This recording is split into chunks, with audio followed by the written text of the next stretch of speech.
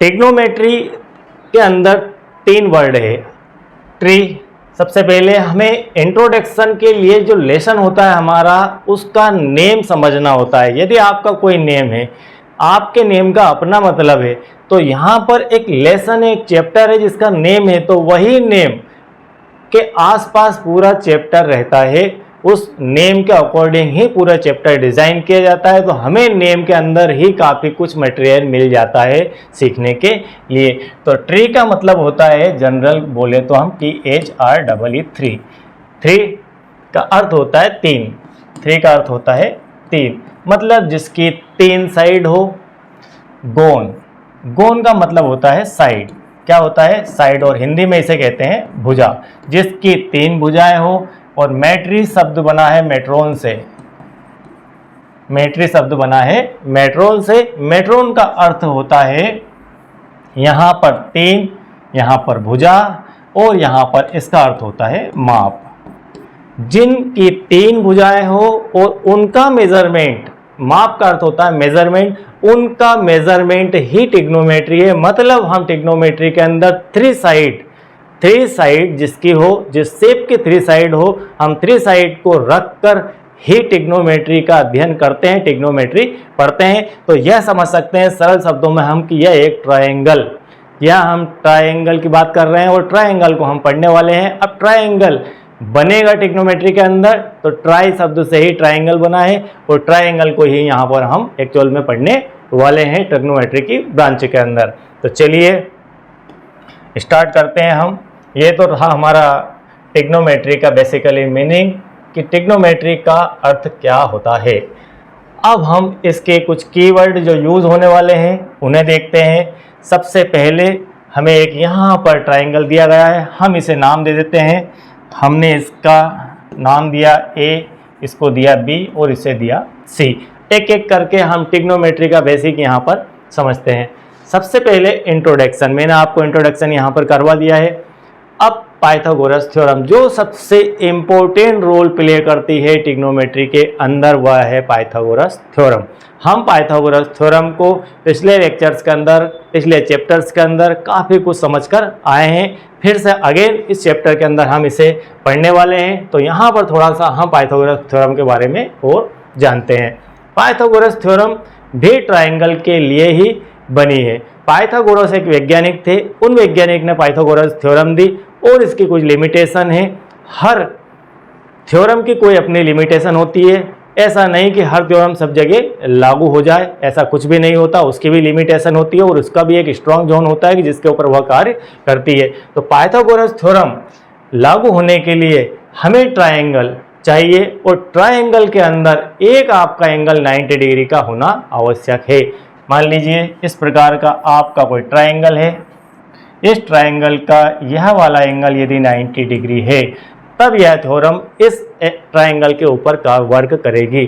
इस प्रकार का यदि कोई ट्रायंगल है और हम यहाँ पर पाइथागोरस थ्योरम लागू करने की बात कहें, तो यहाँ पर पाइथागोरस थ्योरम का यूज़ हम नहीं कर सकते हैं। पाइथागोरस थ्योरम का यूज़ करने के लिए हमें ट्रायंगल का एक एंगल राइट एंगल चाहिए, एक एंगल हमारा राइट एंगल चाहिए, तब पाइथागोरस थ्योरम यहाँ पर लागू होती है। जैसा कि यहाँ पर चित्र बना हुआ है ABC, और यहाँ पर एक एंगल हमारा ट्रायंगल है, और एक एंगल ट्रायंगल की ही बात अभी यहाँ पर करते हैं हम, और छोटे एंगल की बात नहीं करते हैं, सिर्फ ट्रायंगल की बात ही करते हैं। जब उसकी आवश्यकता लगेगी तब उसकी बात हम करेंगे। तो हमें सिर्फ पहली बाउंडेशन है पाइथागोरस थ्योरम के लिए कि एक एंगल हमारा 90 डिग्री का होना चाहिए। तो यह हमारा एंगल 90 डिग्री का है।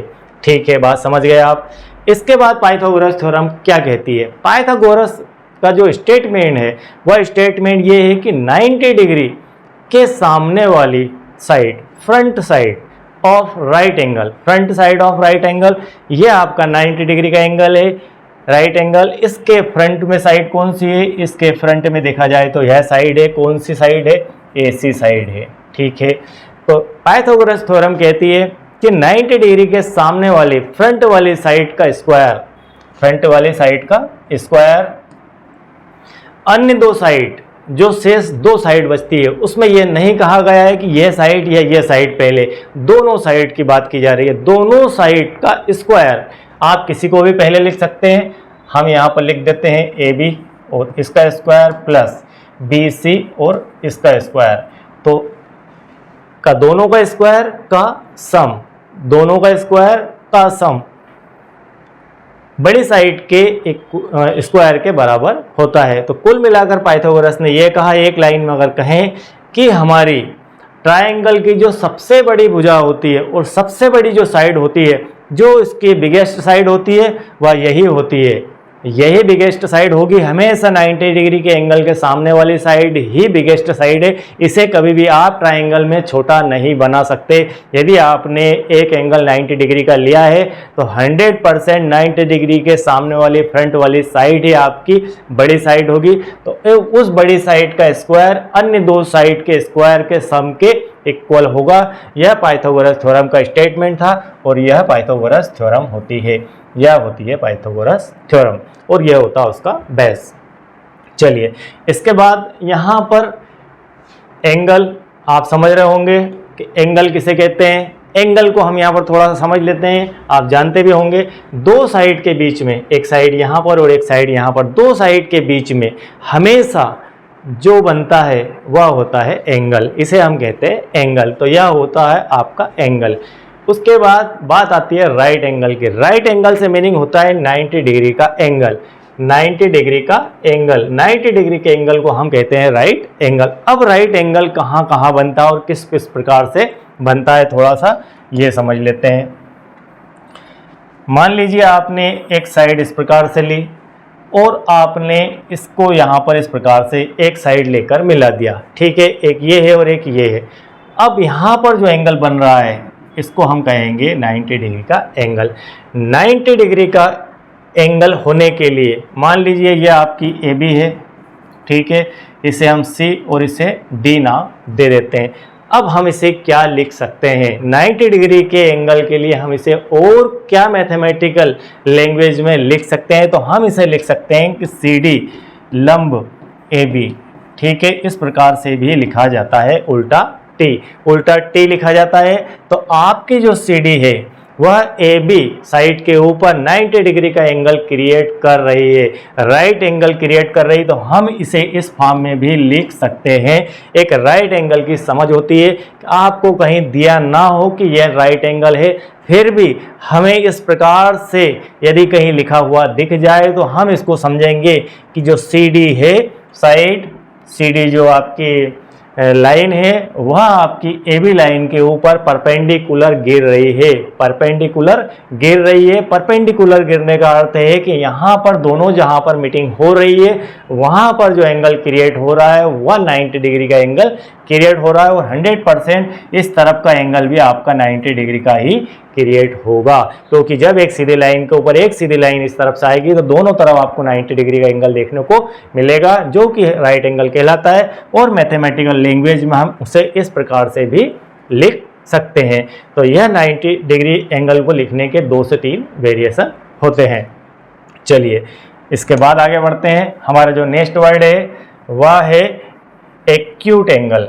हम यहाँ पर ट्रिग्नोमेट्री के अंदर राइट एंगल के साथ में एक्यूट एंगल को लेकर चलेंगे।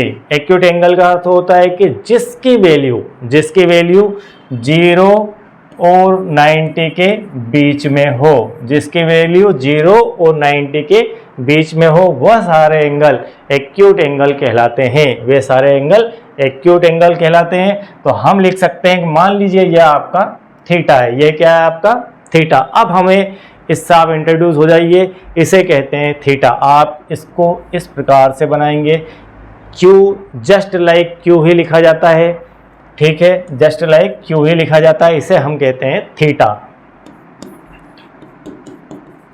थीटा, ठीक है, इसे हम कहते हैं थीटा। अब यहाँ पर एंगल के लिए हम थीटा का यूज करेंगे, हम थीटा बोलेंगे। इसका अर्थ है कि दो साइड के बीच के एंगल की बात हो रही है। तो हम यहाँ पर अब वर्ड चेंज करके थीटा पर आ जाते हैं। तो यहाँ पर जो थीटा है उसकी वैल्यू, यहाँ पर जो थीटा है उसकी वैल्यू, यहाँ पर जो थीटा है उसकी वैल्यू 0 और 90 के बीच में हो, तब आपका जो एंगल है वह एक्यूट एंगल कहलाता है। तो इसे किस प्रकार से लिख सकते हैं इस थीटा को आप, थीटा आपका किससे छोटा है, थीटा आपका किससे छोटा है, थीटा आपका छोटा है 90 डिग्री से, थीटा आपका छोटा है 90 डिग्री से, और किससे बड़ा है, वह बड़ा है 0 डिग्री से। मतलब 0 डिग्री से 90 डिग्री के बीच के एंगल को हम कहेंगे एक्यूट एंगल। यहाँ पर जो लिखा है कि 0 से पढ़ते ऐसे हैं 0 लेस देन थीटा और थीटा लेस देन 90 डिग्री। इसका अर्थ है कि थीटा जो है अगर इस प्रकार से कहीं मैथमेटिकल लैंग्वेज में लिखा जाए तो इसे इस प्रकार से पढ़ा जाता है कि इस थीटा की जो वैल्यू है वह 0 और 90 के बीच में है, ना तो 90 है ना ही 0 है, इन दोनों के बीच की सारी वैल्यू आपकी एक्यूट एंगल कहलाती है। और हम एंगल के लिए स्पेशल लेक्चर्स बना चुके हैं, प्ले लिस्ट में आपको जितने भी प्रकार के एंगल हैं सारे की जानकारी वहाँ पर मिल जाएगी और पूरा बेसिक कॉन्सेप्ट वहाँ पर हमने बताया है। उसके बाद आगे बढ़ते हैं। तो यह तो हमारी हुई थी एंगल की चर्चा। राइट एंगल देख लिया हमने, एक्यूट एंगल देख लिया, और इस एंगल को हमने क्या कहा, थीटा कहा। ठीक है, आगे बढ़ते हैं। यह मैथमेटिक्स के बहुत ही इंपॉर्टेंट ब्रांच है, इसमें आपने जरा भी स्किप किया, जरा भी कॉन्सेप्ट और बेसिक स्किप किया तो आपको बहुत ज़्यादा परेशानी का सामना करना पड़ सकता है। और टिग्नोमेट्री अपने आप में यह दिखाता है, और जो बच्चे टिग्नोमेट्री को कर लेते हैं ठीक से, समझ लीजिए कि वो मैथमेटिक्स में पूरी तरह से पारंगत है। और हम जानते हैं कि आप लोग बहुत अच्छा मैथमेटिक्स पढ़ने वाले बच्चे हैं, तो आप बहुत बेहतर तरीके से इसे समझ रहे होंगे। हाइपोटेनस, अब बढ़े हमारा हाइपोटेनस के। हाइपोटेनस क्या होता है, हाइपोटेनस हम बड़े वाली साइड को कहते हैं, हाइपोटेनस हम इस बड़े वाली साइड को कहते हैं, जो साइड हमारी 90 डिग्री के फ्रंट में होती है, जो साइड हमारी 90 डिग्री के फ्रंट में होगी। मान लीजिए कि मैं आपको इस प्रकार का ट्रायंगल बनाकर दे देता हूं। अब आप बताइए हाइपोटेनस कहाँ होगी, अब आप बताइए हाइपोटेनस कहाँ होगी। हम ये बेसिक से समझेंगे तो हम हमेशा याद रख पाएंगे, अदरवाइज आप हमेशा अगर इस तरह से सीखें कि सर ने बताया था कि इस तरफ वाली भुजा जो है, साइड जो है वो हाइपोटेनस होती है, तो आप गलत सीख रहे हैं। आपको हम बार बार रिपीट कर रहे हैं कि 90 डिग्री के फ्रंट वाली साइड ही हाइपोटेनस होगी। तो आप सिर्फ यह याद रखिए कि 90 डिग्री कहाँ है, यह हमारा 90 डिग्री, उसके फ्रंट में यह साइड है, तो यह हमारी हाइपोटेनस कहलाएगी। आप ट्रायंगल को उल्टा सीधा कैसा ही कर लीजिए, उसके एंगल चेंज होने वाले नहीं है। तो यह हमारी हो गई हाइपोटेनस। ठीक है, हाइपोटेनस के बाद बात आती है हाइट की। इसे हम कहते हैं हाइट, इसे हम कहते हैं हाइट, और इसे परपेंडिकुलर भी कहते हैं। हमारी एक यह ए बी है और इस ए बी के ऊपर यह लाइन गिर रही है, यह लाइन गिर रही है और 90 डिग्री का एंगल क्रिएट कर रही है। इसलिए यह अगर आपके सी है तो हम इसे इस प्रकार से भी लिख सकते हैं। क्या लिख सकते हैं, हम इसे लिख सकते हैं कि C B perpendicular A B, ऐसा भी हम इसे लिख सकते हैं कि C B perpendicular A B.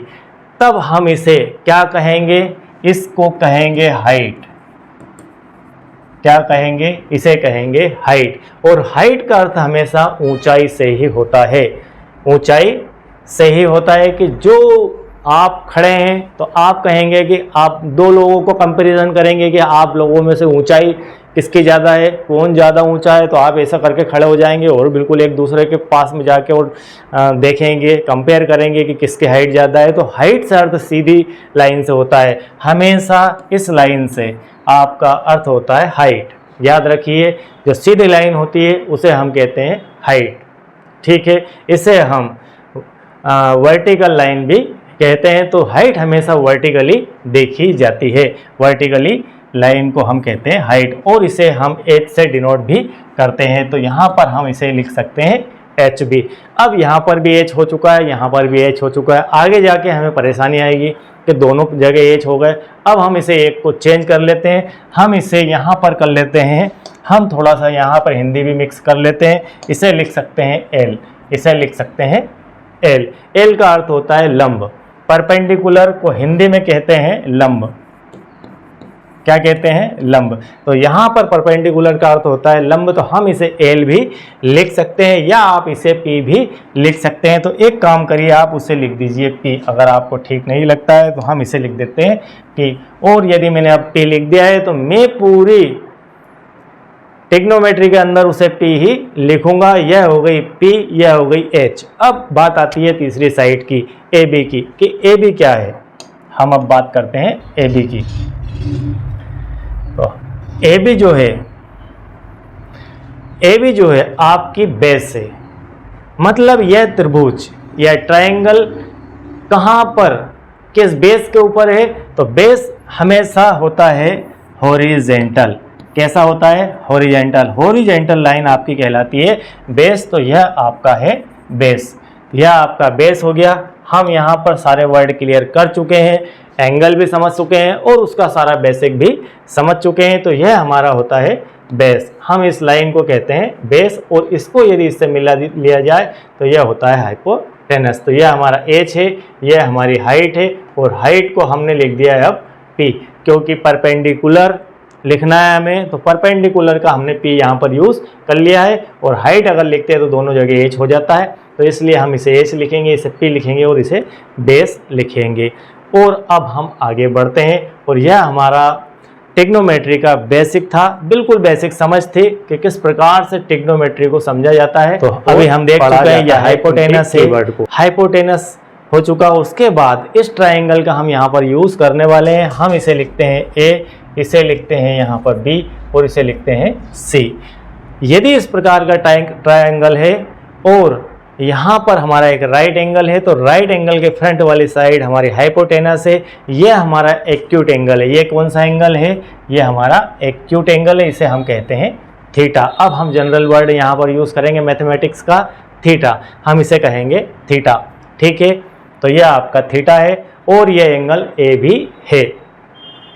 तब हम इसका रिलेशन देखते हैं आपस में। अब इसके अंदर जो वर्ड यूज होते हैं वह होते हैं साइन।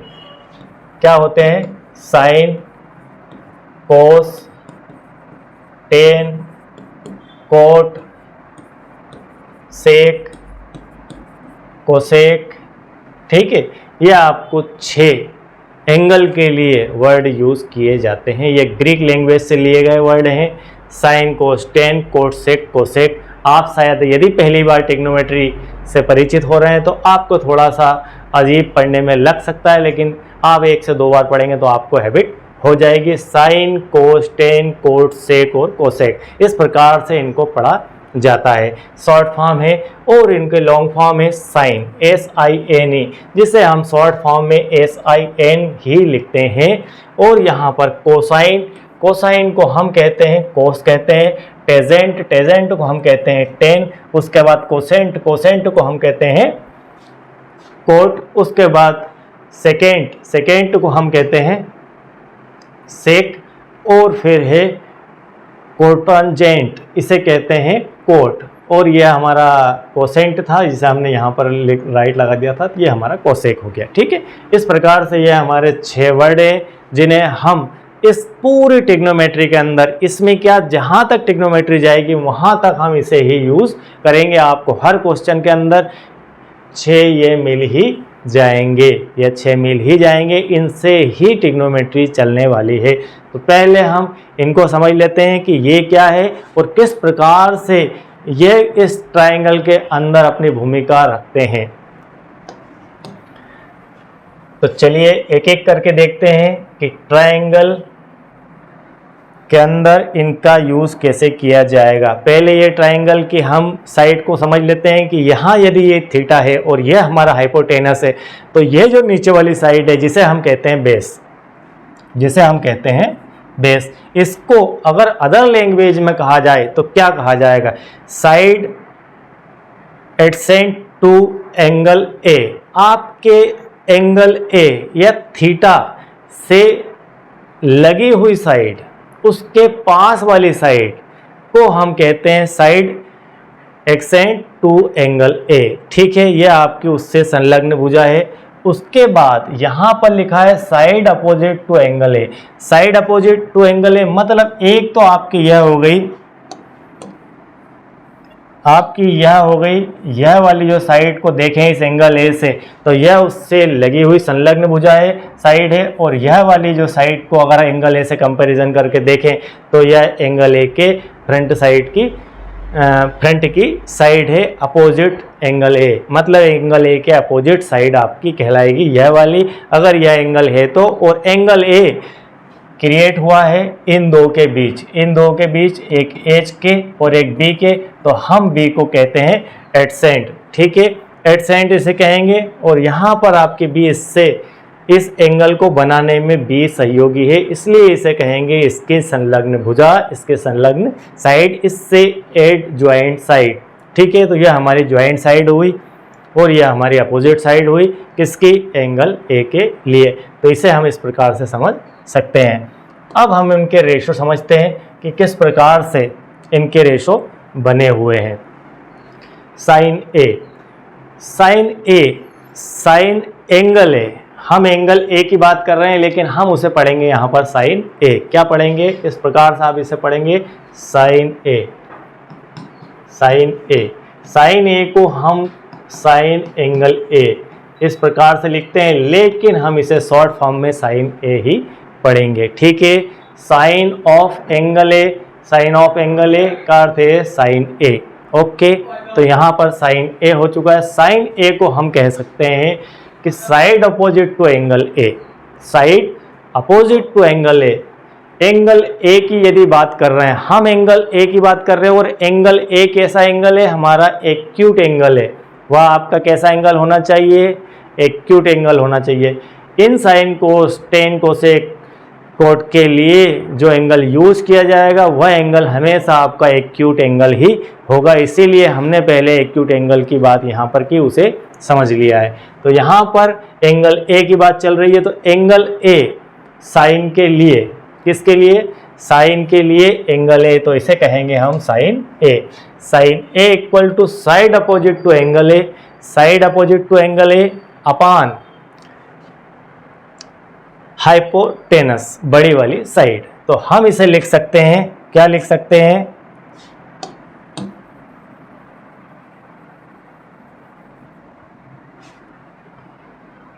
हम इसे लिख सकते हैं, हमने इसे लिखा था P और इसे लिखा था H और इसे लिखा था B, ठीक है। हम इसे लिख सकते हैं P अपान H, क्या लिख सकते हैं, P अपान H।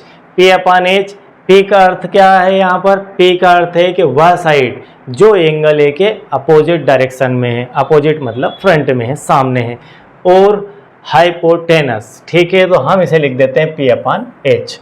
इसके बाद कोसाइन, बहुत ही आसान है।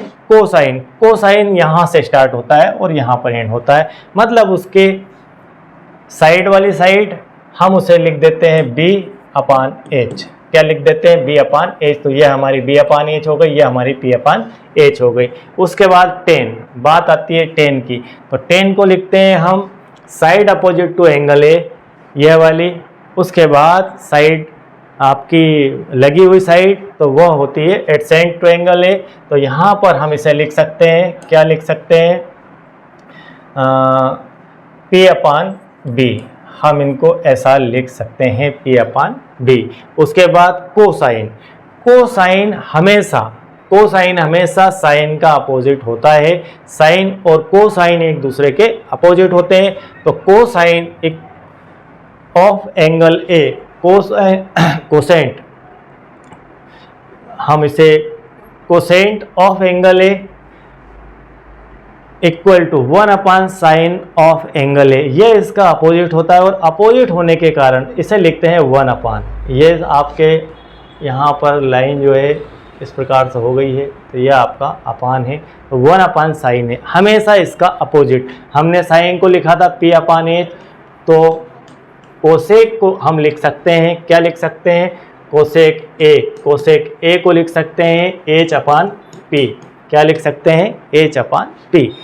क्योंकि आपको यहाँ पर मेनली 3 ही याद रखना है, आपको 3 याद रखना है, 3 इनके अपोजिट होते हैं। सेम उसका उल्टा कर दीजिए तो आपको साइन से मिल जाएगा कोसेक, और उसके बाद सेकेंट, सेकेंट मतलब होता है सेक, इसे लिखते हैं हम सेक, और सेक अपोजिट होता है कोस का, सेक अपोजिट होता है कोस का।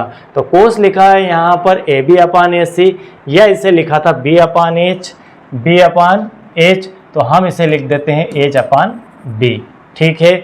उसके बाद एक और बचता है कोट, एक और बचता है कोट, तो कोट हमारा होता है टेन का अपोजिट। में नेक्स्ट स्लाइड में आपको इसकी डिटेल पूरी दूंगा, अभी सिर्फ आप एंगल को समझ लीजिए। कोट, कोट को आप लिख सकते हैं 1/10, तो 10 को लिखा था P अपान बी, ये P अपान बी, और हम इसे लिख सकते हैं B अपान P, ठीक है। तो यह तो हुआ एंगल के साथ इसका रिलेशन रेशो, कि किस प्रकार से किस रेशो में sine cos tan cosec sec और कोट को लिखा जाता है। तो यहाँ पर sine cos tan cosec sec और कोट को हमने एक रेशो के फॉर्म में ट्रायंगल को साथ लेकर एक एंगल ले लिया और उसके अगेंस्ट हमने इसको बनाया। यदि हम इस एंगल को उठाकर, यदि हम इस एंगल को चेंज कर दें, क्या कर दें, एंगल को चेंज कर देते हैं और इस एंगल की जगह हम ले लेते हैं एंगल सी, क्या ले लेंगे, हम ले लेते हैं एंगल सी, तब क्या होगा, यदि आपने ले लिया एंगल सी। अब बात यहाँ पर थोड़ी सी अपोजिट समझ लेते हैं कि एंगल सी, हम अब बात कर रहे हैं एंगल सी की, तो हम यहाँ पर लिख देते हैं साइन सी बराबर क्या होगा। अभी आपने देखा साइन ए, क्या देखा, साइन ए, यहाँ पर लिखते हैं again sine A, sine A, sine ए को हमने लिखा था P अपान एच, क्या लिखा था, P अपान एच, ठीक है। अब मैं लिखना चाहता हूँ साइन सी, अब साइन सी को मैं क्या लिख पाऊंगा, अब यहाँ से आप पूरा कॉन्सेप्ट समझ जाएंगे। अब बात हो रही है सी की, अब बात हो रही है सी की। हमने ए के लिए क्या पढ़ा था, हमने ए के लिए पढ़ा था side opposite to angle A, side opposite to angle A upon hypotenuse.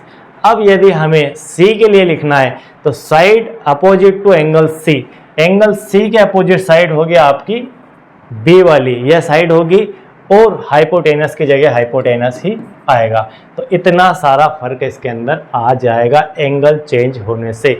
यदि आप एंगल सी का यूज़ करते हैं तो आपकी अपोजिट साइड यह होगी। इसलिए आप यदि इसे रट रहे हैं तो कृपया इसे ना रटें, इसे समझ लें कि बात सारी एंगल से चल रही है, बात सारी एंगल से चल रही है। जिस एंगल का आप यूज़ करेंगे उस एंगल के अगेंस्ट सारा यहाँ पर फार्मूला बनेगा, उस एंगल के लिए फार्मूला बनेगा। तो हम यदि एंगल ए का यूज़ कर रहे हैं तो हम P अपान एच लिखेंगे, P अपान एच लिखेंगे, और यदि एंगल सी का यूज़ कर रहे हैं तो B अपान एच लिखेंगे।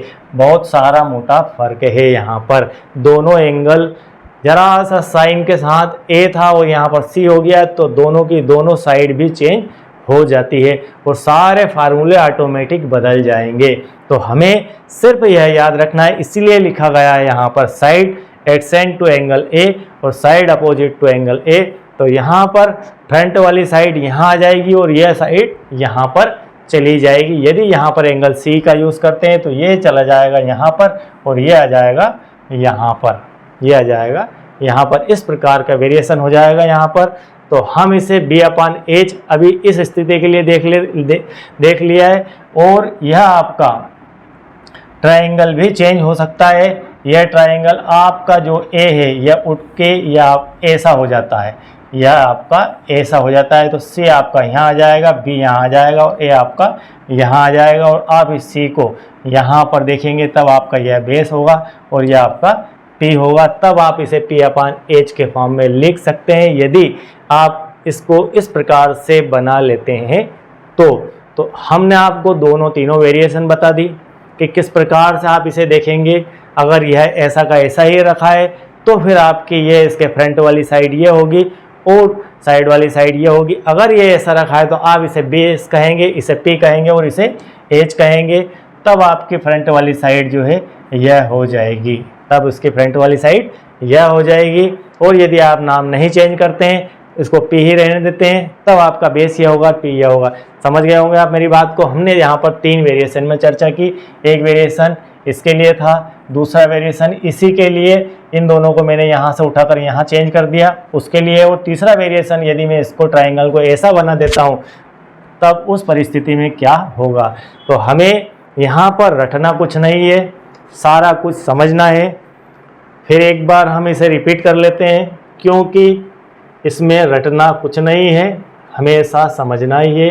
तो एक बार और समझ लेते हैं कि क्या कहना पड़ रहा है। एंगल ए साइन के लिए, तो साइन के लिए हमेशा बहुत सिंपल लैंग्वेज में देख लेते हैं क्या है। साइन के लिए उसके साथ वाली भुजा, जिस एंगल की हम बात कर रहे हैं उसके साथ वाली भुजा साइड BC, उसके अपोजिट वाली भुजा BC अपान हाइपोटेनस। और यदि कोस की बात कर रहे हैं तो कोस के लिए उसके साइड वाली साइड बिल्कुल उससे लगी हुई उस एंगल से, तो इस एंगल से लगी हुई साइड हमारी यह है, यह ले लेते हैं और यह ले लेते हैं। मतलब आपको कोस में एंगल की साइड ही लेना है। कोस के अंदर आपको एंगल जिन दो साइड से मिलकर बना है, इन दो साइड से मिलकर बना है, या थीटा हमारा या एंगल ए है, एक इस साइड से और एक इस साइड से, तो इसे हम कहते हैं बेस और इसे कहते हैं हाइपोटेनस। तो B/H इसे हम लिख सकते हैं, किसके लिए, कोस के लिए। तो यह आपकी हो गई AB, यह आपकी AB और यह आपकी AC, ठीक है।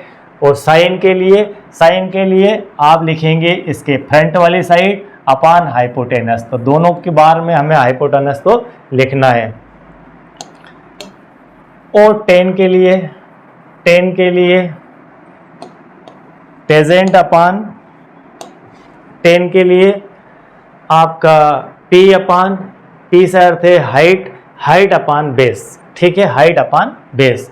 तो हम इसे 3 कलर से यहाँ पर बना देते हैं, आप A, यह B और यह C। अब सारा कुछ आपको एक बार में समझ में आ जाएगा।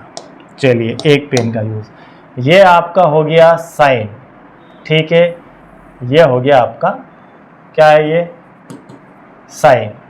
यहाँ से इसके अपान में यह नंबर 1 बात साइन। कोस के लिए यदि देखें हम, कोस के लिए देखें इस साइड के अपान में यह साइड। टेन के लिए यदि देखें हम तो इस साइड के अपान में यह साइड, ठीक है। साइन ये हमारी हो गई कोस, ये हमारा है कोस और ये हमारा है टेन, ठीक। साइन कोस टेन, BC अपान AC, ठीक। टेन कोस के लिए AB अपान AC, ठीक। टेन के लिए BC अपान AB, ठीक। और इसके अपोजिट हमारा साइन का अपोजिट क्या होता है, साइन का अपोजिट होता है 1 अपान कोसेक, और टेन का अपोजिट होता है 1 अपान कोट। मतलब कोट को टेन और टेन को कोट एक दूसरे के अपोजिट में हम इसे उल्टा करके लिख सकते हैं। और कोस के इक्वल होता है सेक, इसके अपोजिट में हम सेक लिख सकते हैं। तो यह आपके 3 और 3 6 हो चुके हैं, sine cos tan cosec cot और कोसेक कोट और क्या बचता है, सेक। तो इस प्रकार से ये 6 हो चुके हैं। अब हम आगे बढ़ते हैं इसके बाद। चलिए, रेशो अभी हमने देखा और उनका नाम भी देखा कि शॉर्ट फॉर्म में उसे क्या कहते हैं, शॉर्ट फॉर्म में साइन कोस टेन कोट को कैसे लिखा जाता है। हम यहाँ पर अगेन उसी को यहाँ पर वापस एक बार रिपीट कर लेते हैं कि इन्हें हम क्या क्या लिख सकते हैं। तो यहाँ पर sine A cos A, tan A, cosec A, sec A और कोट A। इस प्रकार से आप इसे लिख सकते हैं शॉर्ट फॉर्म में, sine A, cos A, tan A, cosec A, sec A और कोट A। अब इनका रिलेशन देखते हैं हम, इनका आपस में रिलेशन क्या होता है। इनको आपस में रिलेटिव करके अगर लिखें तो कैसे लिखेंगे। ये हमारे 6 मूल तत्व हैं इस चैप्टर के, ठीक है, ये हमारे मेन एलिमेंट हैं। हम साइन A इक्वल टू लिख सकते हैं 1 upon cosec A, sine A equal to 1 upon cosec A. और इसे हम आगे लिखना चाहें तो हम ऐसा भी लिख सकते हैं कि sine A into cosec A equal to 1, इस प्रकार से भी लिख सकते हैं। इन दोनों का मल्टीप्लाई हमेशा 1 ही होता है। इस प्रकार से कभी कभी आपको ऑब्जेक्टिव में पूछ लिया जाता है, वैसे इतना सरल नहीं पूछते हैं लेकिन कभी कभी आ जाता है कि इस फॉर्म का क्या होगा, इस प्रकार से यदि लिखा हुआ है। अब आपके इनके रिलेशन पूरी तरह से आपको क्लियर होना चाहिए, सब कुछ किससे क्या बनेगा, बस यही ट्रिग्नोमेट्री इनके आसपास ही रहने वाली है। ये तो हुआ फर्स्ट। सेकंडली आप लिख सकते हैं, अगर आप इसे लिखना चाहें, पहले हम कोसेक भी इसके साथ ही देख लेते हैं। कोसेक को क्या लिख सकते हैं, हम लिख सकते हैं cosec A equal to 1 upon sine A, cosec A equal to 1 upon sine A. Cosec A को हम साइन ए और साइन ए को 1 अपान कोसेक ए लिख सकते हैं।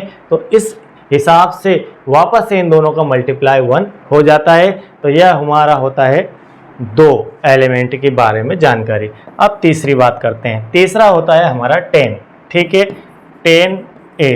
10a हमेशा, अब हम सारी बातें इनके लिए ही करेंगे, साइन और कोस का रिलेशन ही आपस में देखेंगे। 10a को हम लिख सकते हैं साइन ए अपान कोस ए। क्या लिखते हैं, sine A upon cos A, sine A upon cos ए 10 के लिए लिखते हैं। यदि इनको आपस में लिखना हो रेशो को, तो क्या इनका आपस में रेशो क्या है, इनका आपस में रेशो है साइन ए अपान कोस ए, को हम लिख सकते हैं 10a।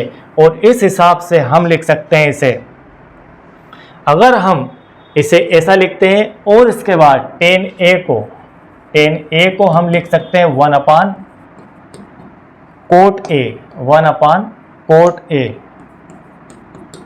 1 अपान कोट ए भी लिख सकते हैं। जैसे हमने साइन का अपोजिट कोसेक होता है, उसी टाइप से 10 का अपोजिट कोट होता है। और 10a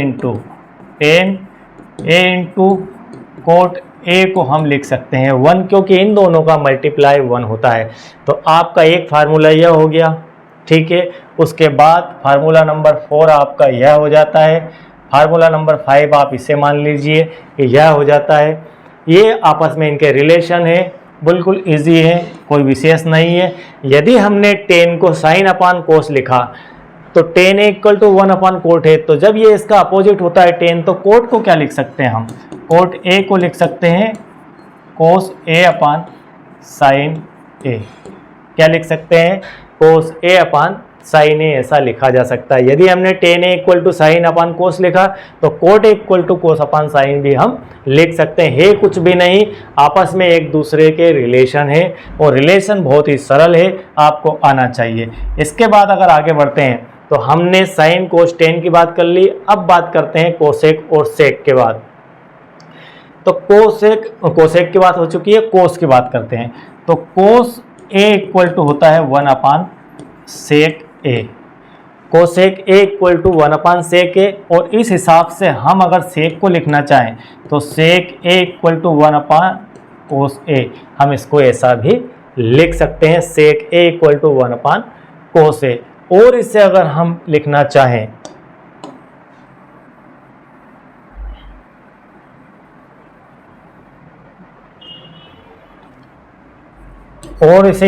चाहें तो इन दोनों का मल्टीप्लाई 1 हो सकता है। किसका, sec A into cos A equal to 1 भी लिखा जा सकता है। इस प्रकार से हमने सेक कोस 10 सभी को यहाँ पर लिख लिया है। आपका साइन का रिलेशन हो गया, साइन में फार्मूला हो गया, एक एक फार्मूला अलग दिखा देता हूँ आपको। यह आपका साइन हो गया, यह आपका कोस हो गया, यह आपका 10 हो गया, एक दूसरे के अपान में, ठीक है, एक दूसरे के अपान के लिए। Sine A equal to 1 upon cosec A, cos A equal to 1 upon sec A, 10a equal to 1 upon cot A, sine cos 10। उसके बाद बात आती है सेक की। तो सेक ए इक्वल टू 1 अपान कोस ए, ये एक दूसरे के अपोजिट। उसके बाद यहाँ पर हम लिखते हैं कोसेक, तो cosec A equal to 1 upon sine ए।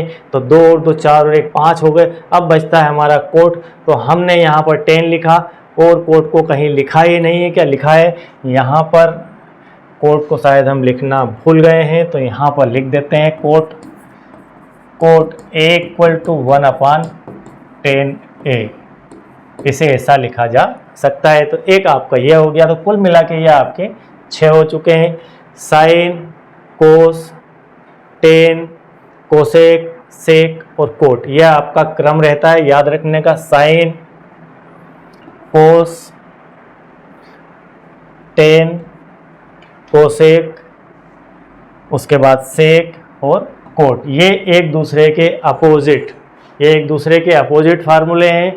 हम इन्हें अपोजिट में सबसे पहले पढ़ लेते हैं कि साइन को हम 1/कोसेक, और उसके बाद कोस को 1/सेक, उसके बाद टेन को 1/कोट, कोसेक को हम 1/साइन लिखते हैं। ये एक दूसरे के अपोजिट होते हैं। उसके बाद हम कोट को 1/10A और टेन को 1/कोट लिखते हैं। अब इन दोनों का मल्टीप्लाई भी आपस में 1 हो जाता है, तो वह हमने लिख दिया है। एक फार्मूला मल्टीप्लाई में 1 यह हो गया आपका, एक फार्मूला आपका दोनों का मल्टीप्लाई में यह हो गया, और एक फार्मूला आपका दोनों का मल्टीप्लाई में यह हो गया। इसके बाद एक फार्मूला बनता है sine A equal to 10A equal to sine A upon cos A. तो साइन ए अपान कोस ए, यदि हम 10 को लिखते हैं तो कोट इसका अपोजिट होता है, तो cot A equal to sine cos A upon sine A हो जाएगा। तो यहाँ पर 10 से यदि कोट में लिखेंगे तो इसका अपोजिट कोस ऊपर चला जाएगा, साइन नीचे आ जाएगा, और यहाँ 10 की जगह कोट आ जाएगा। और यह सारे फार्मूले आपको बिल्कुल कंप्लीट याद होना चाहिए, क्योंकि इनके बेस्ड ही ट्रिग्नोमेट्री चलने वाली है। सारे एंगल जब आगे बढ़ेंगे, 90 minus theta, 180 minus theta, 270 minus theta, quadrant, और ये सब जब मिक्स होगा, तब आपको इन फार्मूलों का बेस अगर पक्का है, आपको दिमाग में ये है कि कौन किसके अपोजिट है और किसको क्या लिख सकते हैं, तो वहाँ पर आप फटाफट कैलकुलेट कर लेंगे। अदरवाइज अगर यहाँ पर कन्फ्यूजन रहता है तो हम वहाँ पर कुछ भी नहीं कर पाएंगे।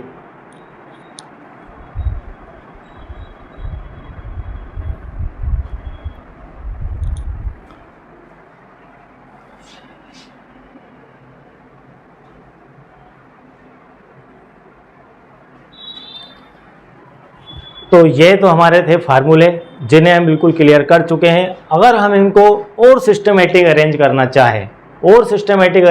चाहें तो कैसे कर सकते हैं, थोड़ा सा वह भी हम देख लेते हैं कि इनको लिखा तो है हमने, और सिस्टमेटिक आपको फास्ट याद हो जाए वैसा अरेंज करना है। तो आप इसको एक काम कीजिए, मैं थोड़ा सा इसको और अरेंज करके लिख देता हूँ आपको, उस क्रम में आप इसे लिख लेंगे तो फास्ट याद रहेगा। अभी यह थोड़ा सा आगे पीछे फार्मूले हो गए हैं, ठीक है। हम उनको एक्चुअल में क्रम से लिख देते हैं कि 3 से किस प्रकार से ये सारे बने हुए हैं। हम लिखते हैं सबसे पहले साइन, सबसे पहले लिखते हैं साइन ए इक्वल टू होता है 1/कोसेक ए। साइन ए इक्वल टू 1/कोसेक ए, तो इसका अपोजिट सीधा सा आप लिखिए इसको, कोसेक ए इक्वल टू 1/साइन ए। तो आपको यह याद करने की आवश्यकता नहीं, इसे याद कर लेंगे काम हो जाएगा। दूसरा आप लिखिए कोस ए इक्वल टू 1/सेक ए। अगर इसे याद कर लिया तो आपका सेक ऑटोमेटिक याद हो जाएगा, सेक ए इक्वल टू 1/कोस ए, ठीक है। ये इसका अपोजिट होता है। थर्ड नंबर पर आता है 10, तो 10 ए इक्वल टू लिख सकते हैं 1/कोट ए, और 1/कोट ए तो इसका अपोजिट यदि आप लिखना चाहें तो आप इसे ऐसा याद कर सकते हैं कि कोट ए इक्वल टू 1/10 ए होता है, ठीक है। यदि चौथी कंडीशन बनती है, इनका 10 और कोट के लिए एक फार्मूला और बना हुआ है, तो 10A इक्वल टू होता है sine A upon cos A. तो इसे हम लिख सकते हैं कोट के फॉर्म में, यदि लिखना चाहें तो हम इसे लिख सकते हैं कोस ए अपान साइन ए। इस फॉर्म में भी इसे लिखा जा सकता है। तो इस प्रकार आपको यहाँ पर 3 याद रखना है, उसके अपोजिट 3 आप स्वतः ही याद कर लेंगे। आपको 3 याद है, इसका अपोजिट आप इसे लिख दीजिए, 3 और बन जाएंगे 6। एक और ये याद कर लीजिए तो इसका अपोजिट आपको एक और मिल जाएगा। कुल मिलाकर आपको 4 याद करने से 4 दूसरे याद हो जाएंगे। और इसके लिए हम इसे अगर मल्टीप्लाई में लिखना चाहें तो हम इसे लिख सकते हैं sine A into cosec A equal to cosec A equal to 1,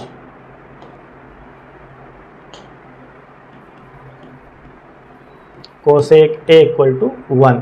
इसे ऐसा लिखा जा सकता है। इसके बाद इन दोनों का मल्टीप्लाई अगर लिखें तो cos a into sec a equal to 1 ऐसा लिख सकते हैं। और इसे लिखना चाहें हम तो इसे लिख सकते हैं tan a into cot a equal to 1, इसे ऐसा लिखा जा सकता है। तो आपने 4 और 4 8 और 3 11, यहाँ पर 11 फार्मूले मैंने बताए हैं। इन 11 को आपको याद रखना है, और याद क्या रखना है, आपको याद हो ही गए होंगे। तो किस प्रकार से इनका रिलेशन हमने दिखाया, ट्रिग्नोमेट्री का पूरा इंट्रोडक्शन देखा और पूरा बेस यहाँ पर बनाया कि किस बेस के ऊपर ट्रिग्नोमेट्री आगे चलने वाली है, इसके क्या फार्मूले रहते हैं, हमने सब कुछ यहाँ पर क्लियर कर लिया है। अब हम चलते हैं उसके एग्जाम्पल की ओर, वहाँ पर बार बार इसका यूज़ होगा और हम इसे और बेहतर समझते चले जाएंगे। तो आई होप कि यहाँ पर मेरे पढ़ाने का तरीका आपको बहुत ही अच्छा लगा होगा। मैं पूरा प्रयास कर रहा हूँ कि आपको बेहतर से बेहतर कंटेंट मिले मैथमेटिक्स में। मैं जानता हूँ कि आपके लिए बहुत ही महत्वपूर्ण है, समय बहुत कम होता है उसके अंदर किसी का लेक्चर देखना और उससे सीखना। तो मेरा प्रयास है कि आपको अनावश्यक बातों में ना उलझाकर सीधे सीधे टॉपिक पर ही चर्चा करूँ और टॉपिक ही सिखाऊँ। और आपका समय बहुत मूल्यवान है, हम जानते हैं। तो यदि आप चैनल के साथ नए हैं, पहली बार देख रहे हैं, पहली बार सुन रहे हैं और डीप ऑडिटोरिया से पहली बार कनेक्ट हुए, तो आपसे निवेदन है कि आप लोग चैनल को सब्सक्राइब कीजिए, लाइक कीजिए और अपने दोस्तों को शेयर कीजिए। और यदि आप पहले से सब्सक्राइबर हैं तो बहुत बहुत आपको थैंक यू वेरी मच। आप विश्वास रखिए, हम जीतेंगे और आपको मैथमेटिक्स की ऊंचाइयों पर लेकर डीप ऑडिटोरिया निश्चित ही जाएगा। Thank you very much.